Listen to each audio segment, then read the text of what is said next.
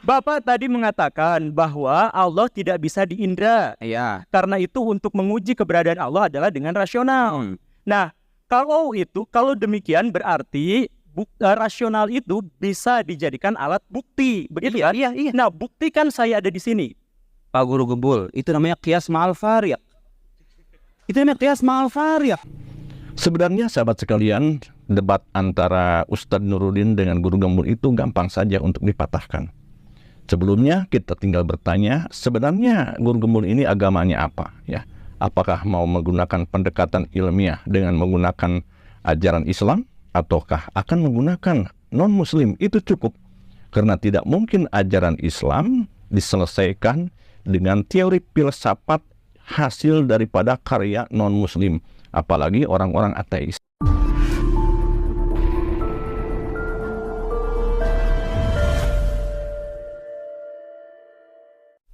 Assalamualaikum warahmatullahi wabarakatuh. Selamat berjumpa kembali dengan channel Abu Zamzam. Pada kesempatan kali ini kita akan menyaksikan sebuah debat sengit tentang ketuhanan atau tentang akidah Islamiyah. Hadir di tengah-tengah kita yang pertama adalah Ustadz Nuruddin, yang kedua adalah Ustadz Guru Gembul. Kita akan menyaksikan bahwa kedua tokoh ini mempunyai pendapat yang berbeda karena memang beda teori. Kalau Ustadz Nuruddin menggunakan kaidah sukhroh wal istifadah, yaitu berdasarkan kepada Quran, hadis, ijma, dan kias. Sedangkan kalau Guru Gembul menggunakan metode empiris atau serba indrawi, yang mana teori empiris ini referensinya diambil dari filosof barat seperti David Hume dan kawan-kawan. Yang kita ketahui bersama bahwa David Hume ini tidak mempunyai agama, bahkan dia menolak tentang adanya agama. Yuk kita lanjutkan videonya sampai tuntas. Buktikan secara rasional bahwa saya ada di sini. Ya Anda ada. Ya, kau dari mana ada? Rasional. Tahu dari mana ada? Ya ini indra saya melihat. Itu indra rasional. Ya, salah satu pengetahuan rasional itu, maaf Pak, sesuatu yang bersifat indrawi ada secara faktual itu ya rasional gitu loh. Pak Arbi ada di sini, Pak ini ada di sini. Itu rasional. Bapak tadi mengatakan Allah tidak bisa diindra. Iya. Karena itu pembuktian. Inilah dimana-mana pun beliau kalau berbicara banyak sekali yang dijadikan dasarnya itu adalah metode empiris atau metode indrawi. Sehingga dengan teori ini Guru Gembul selalu menentang hal-hal yang tidak ada bukti. Seperti halnya kitab-kitab klasik yang dikarang oleh para ulama dianggapnya itu adalah subjektif. Termasuk adanya karomah Wali Songo itu pun dianggap hoak karena tidak bisa diindra. Hal gaib, Bapak kan hal yang Ya, iya betul. Maka sebentar saya mau nanya ini yang paling dasar aja. Iya, ya. saya jawab. Saya nanya yang dasar ya. Jawab. Bapak tadi mengatakan bahwa Allah tidak bisa diindra. Iya. Karena itu untuk menguji keberadaan Allah adalah dengan rasional. Nah, kalau demikian berarti rasional itu bisa dijadikan alat bukti, begitu ya? Iya. Nah, buktikan saya ada di sini. Pak Guru Gembul, itu namanya qiyas ma'al fariq. Itu namanya qiyas ma'al fariq. Sedikit perlu saya jelaskan, yang dimaksud dengan qiyas ma'al fariq itu adalah sebuah analogi yang tidak ada kaitannya. Karena ini memperbandingkan Allah dengan Guru Gembul sedang duduk. Jadi ini tidak nyambung. Di dalam sifat 20 sudah jelas dikatakan bahwa Allah mempunyai sifat mukhalafatul lil hawadisi. Menyerupakan Allah dengan makhluknya, ini dikatakan oleh Kiai Khorek Apandi di dalam kitab Majmu'atul Aqidah. Inilah yang dinamakan dengan kafir mujassimah atau yang dikatakan dengan musabihah, yaitu menyerupakan Allah dengan keberadaan makhluknya. Sedangkan keberadaan Allah laisa kamislihi sayun. Pak Guru Gembul, Tuhan itu bersifat non-indrawi. Anda bersifat indrawi. Anda berbicara soal Tuhan. Kita berbicara pembuktian rasional dulu. Buktikan saya ada di sini secara rasional. Iya, satu. Secara indrawi, saya melihat Anda ada di sini. Rasio saya mengatakan bahwa Guru Gembul ada. Konsep ada itu konsep rasional loh. Ya, gini, aduh. Secara rasional dia ada, secara indrawi dia juga ada, gitu loh. Kan Allah nggak bisa diindra. Iya. Karena nggak bisa diindra, bagaimana cara kita merasionalisasikannya? dengan sebab akibat yang tadi Iya, itu. betul. Benar kan? Iya. Berarti sebab akibat itu adalah bagian dari rasionalisme. Iya, iya. Maka pertanyaan saya adalah kalau itu dianggap sebagai bukti untuk bisa membuktikan keberadaan Tuhan, Iya. oke, itu ini jangan dulu ngomong Tuhan ya, jangan dulu ngomong soal Allah Subhanahu wa taala, jangan ngomong soal malaikat dan sebagainya. Ini soal pembuktian rasional. Iya. Coba buktikan secara rasional saya ada di sini. Ini semua saya menjawab, tolong jadi potong, Pak. Iya, buktikan ya. Buktinya adalah Sekarang saya jawab, tolong jadi potong ya. oke. Saya jawab. Saya dizinkan jawab. Oke. Iya. Mohon jangan dipotong ya. Mohon jangan dipotong. Moderator cukup jadi wasir. Sesuatu yang ada secara faktual, keberadaan Pak Gembul akan dikatakan rasional. Itu namanya mungkin, sesuatu yang mungkin gitu loh. Secara rasional saya nggak menolak keberadaan Anda. Ketika Pak katakan, lihat, Guru Gembul ada. Di sini ada subjek, ada predikat, ada namanya konsep ada. Loh, indrawi Anda tuh nggak bisa loh mandang konsep ada. Mana coba ada itu, di mana adanya? Guru Gembul ada itu, justifikasi Guru Gembul ada. Ya, indra saya melihat keberadaan beliau. Tapi konsep ada itu konsep filosofis loh. Harus melibatkan rasio. Indra saya hanya melihat apa yang tampak dari beliau ini gitu loh. Mengatakan beliau ada, itu konsep rasional. Di keberadaan Pak Guru Gembul ketika indra saya mengafirmasi ada di alam luar, rasio saya mengatakan ya dia ada karena dia punya realitas yang nyata ini begini gitu loh. Nah, beliau mengatakan ini kan Tuhan bisa dibuktikan secara rasional. Sekarang buktikan saya rasional. Pak, itu namanya qiyas ma'al farid. Tuhan itu secara Tuhan itu non indrawi, beliau itu bersifat indrawi. Oke, terima kasih. Maksud saya adalah tadi ya. Jadi kan Tuhan itu goib, kita sepakati bersama, tidak terindra. Oke? Tidak terindra. Karena itu satu-satunya jalan untuk bisa mengindra atau mengetahui Tuhan adalah melalui bukti rasionalisme. Karena indra tidak bisa. Iya, Betul ya? iya betul. Nah, artinya apa? Rasionalisme tidak bisa membuktikan apapun tanpa indra. Gitu kan? Oh begitu? Oh begitu kok dibalik? Ya, iyalah. Coba ulang premisnya. Coba ulang premisnya. Saya belum. Coba ulang premisnya. Oh, tenang. Oke. Coba ulang premisnya. Tenang, penonton. Silakan. Oke. Tuhan tidak bisa diindra. Sepakat ya? Sepakat. Karena itu jalan satu-satunya untuk membuktikan Tuhan adalah dengan rasio. Betul kan? Betul ya? Sepakat ya? Oke. Karena itu berarti rasio itu tergantung pada sesuatu yang diindra. Ya, mari kita amati ucapan daripada Guru Gembul ini. Dia mengatakan ya, saya ulang lagi, teori Tuhan tidak dapat dibuktikan karena tidak dapat diindra. Dan karena rasio bergantung kepada apa yang diindra. Nah, ini yang diucapkan oleh Guru Gembul. Saya tidak tahu apakah Guru Gembul itu menggunakan referensi atau memang pendapat pribadi. Ya. Sedangkan teori yang diucapkan oleh Guru Gembul ini bukan daripada Al-Quran, bukan dari hadis, bahkan tidak ada qaul ulama satupun.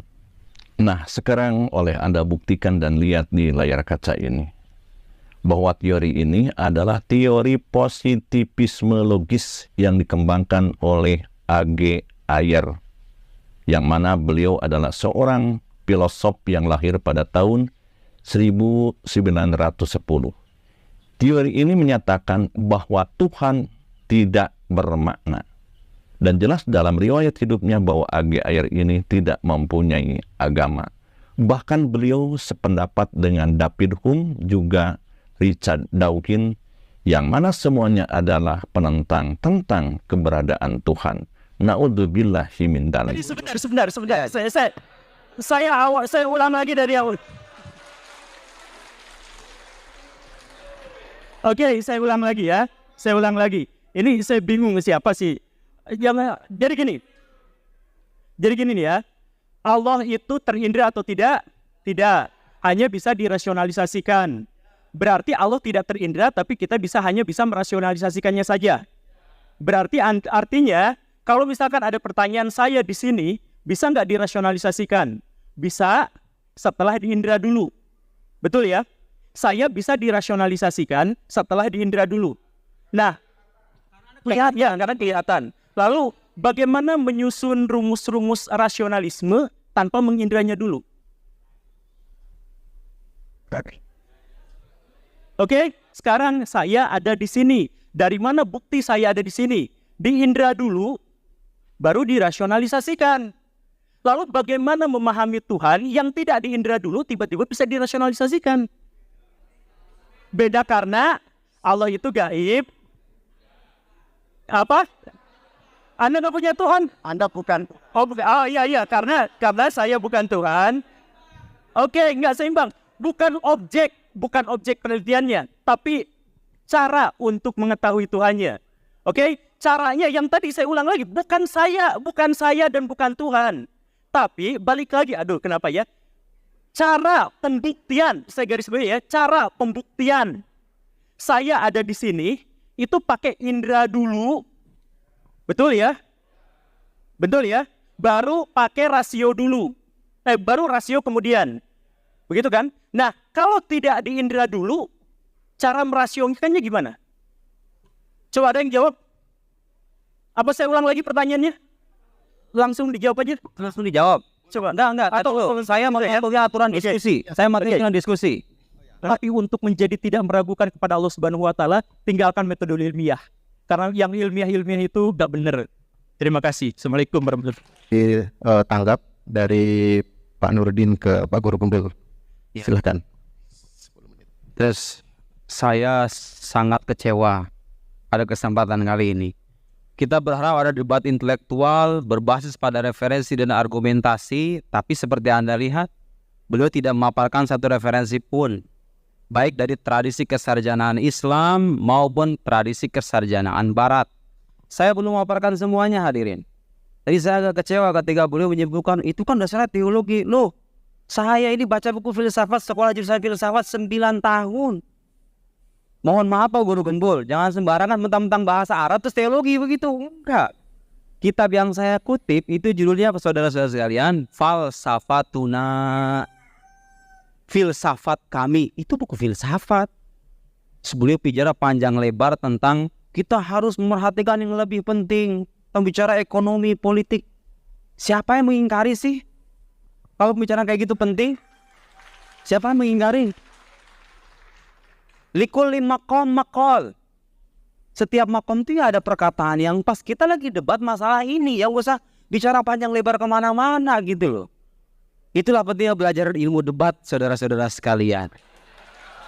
Biar Anda tahu bagaimana caranya memposisikan mahal niza. Ini namanya mu'allil, ini namanya sa'il, ini klaim, ini bantahan atas klaim. Beliau tidak mengklaim sama sekali apa yang saya paparkan tadi. Hanya bicara panjang lebar ke sana kemari, tidak tanpa menyinggung jantung persoalannya. Saya tadi mengatakan, ini kita lagi bahas akidah Islam itu bisa enggak dibuktikan secara ilmiah. Saya ngomong itu, Pak. Jangan dipotong. Kita bukan netizen, mohon maaf.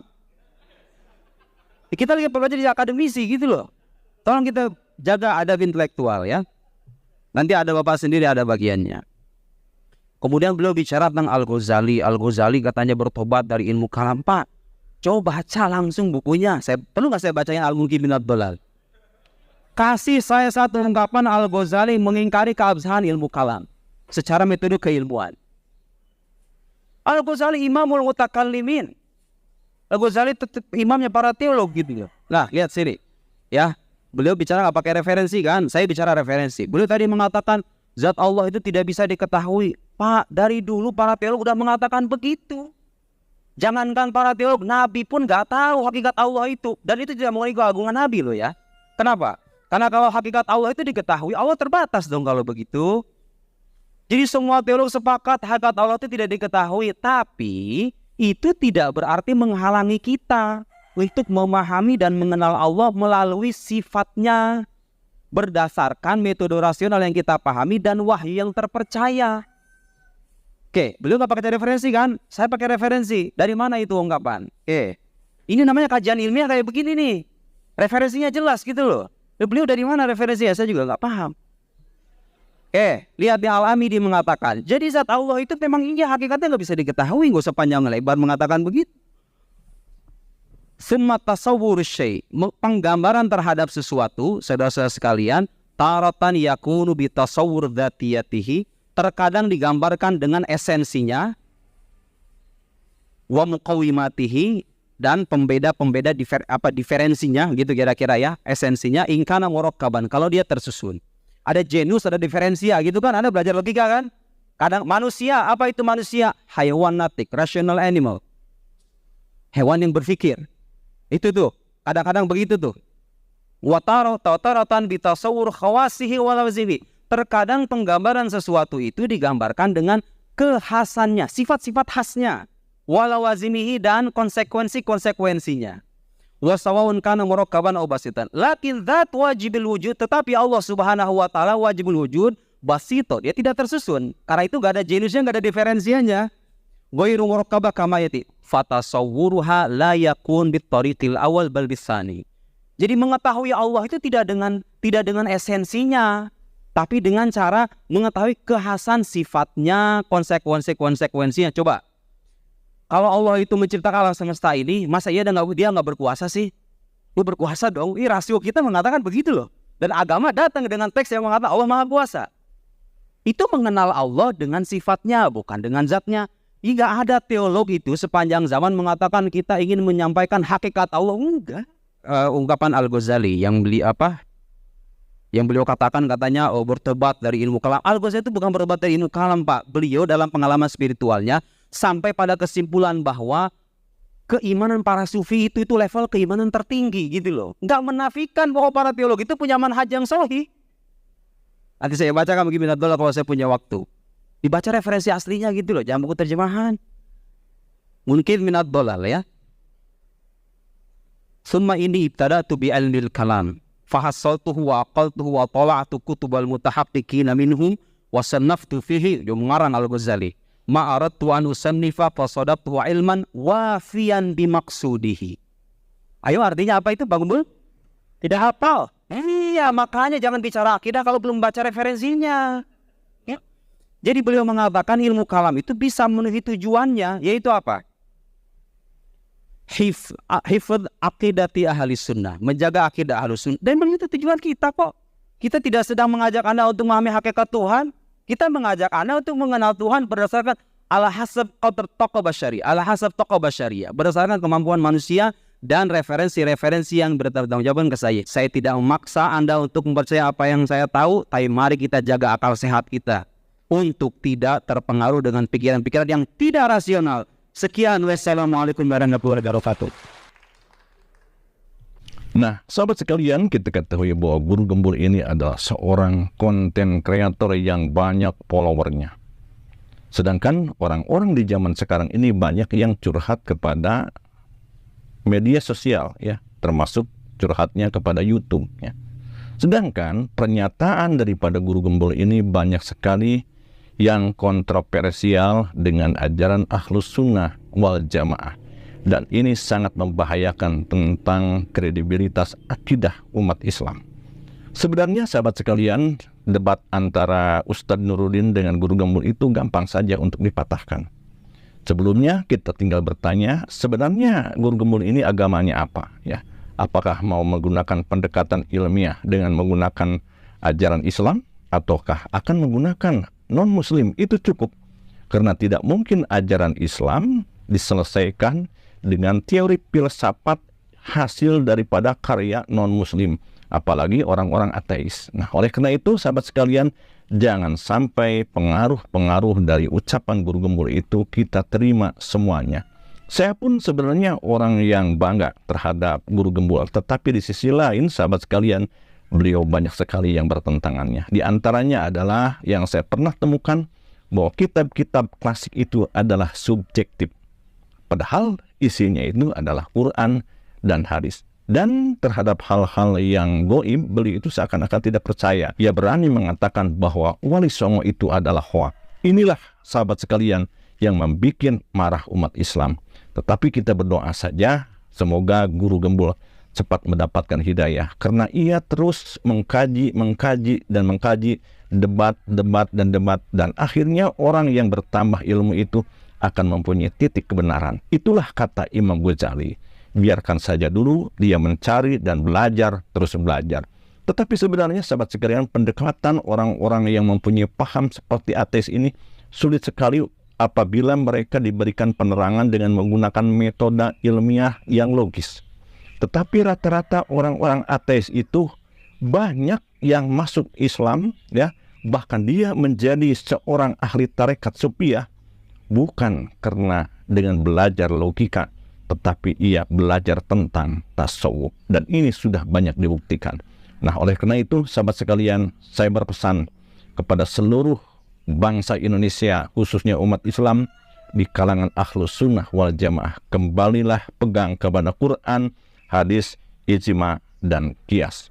Dan sebenarnya Islam pun akan menerima ya metode-metode seperti logis dan empiris, akan menerima Islam juga sepanjang tidak bertentangan dengan ajaran Islam. Tetapi orang-orang ateis ya, mereka tidak mau menerima tentang ajaran Islam. Inilah yang membuat bahaya bagi para mengkajinya. Oleh karena itu Ibnu Shalah dan Imam Nawawi mengharamkan seseorang belajar yaitu kitab mantik.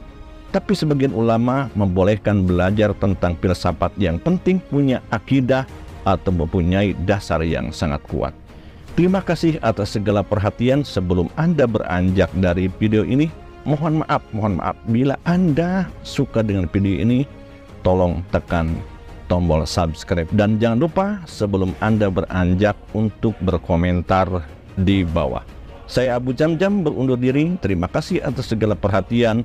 Mohon maaf atas segala kesalahan. Billahi taufiq wal hidayah. Wassalamualaikum warahmatullahi wabarakatuh.